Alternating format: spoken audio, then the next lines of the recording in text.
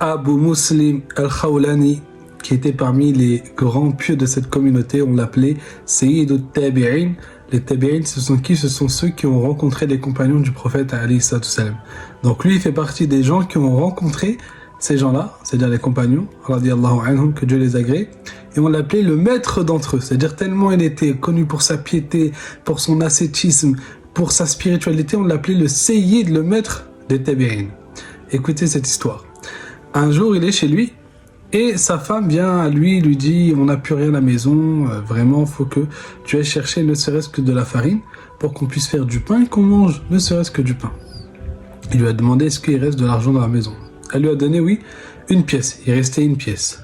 Il l'a pris et il est parti au marché.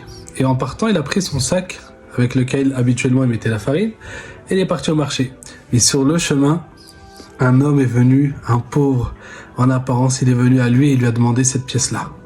Et lui, il a pensé à tous les versets où Allah subhanahu wa ta'ala exhorte de donner ainsi de suite. Et il s'est dit, je ne peux pas laisser cette main repartir sans rien alors que dans ma poche, il y a une pièce. Et il a passé cette pièce à cet homme-là. Alors maintenant, il se trouvait sans plus rien, on est d'accord. Il est parti dans le marché voir le menuisier. Et il a décidé de prendre les copeaux de bois qui tombaient de son travail, puisqu'il travaillait le bois, et de remplir son sac de farine avec ce bois-là.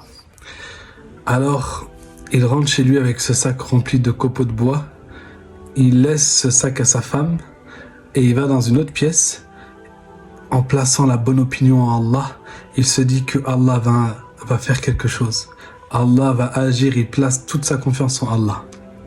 Il attend, et quelque temps après, sa femme toque. Il lui dit d'entrer et lorsqu'elle entre, elle entre avec du pain. Et elle lui donne. Il lui dit, mais d'où t'as ramené, d'où t'as fait ce pain, avec quelle farine?